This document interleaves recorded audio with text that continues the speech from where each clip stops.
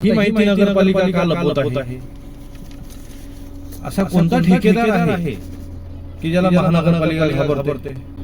मीरा भाईंदर महानगरपालिकेत 3 माहिती अधिकार अर्ज दाखल केले होते आणि त्याबद्दल मी मागील काही दिवसांपूर्वी एक बातमी सुद्धा प्रसिद्ध केली होती की माहिती द्या अन्यथा राजीनामा द्या.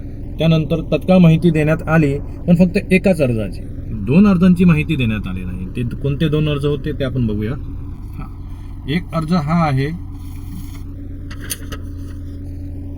विना परवानगी शौचालयामध्ये विजेचा गैरवापर होत आहे, तर त्याबद्दल कारवाई काय केली, हा जो अर्ज दाखल केला होता, हा माहिती अधिकार अर्ज आहे.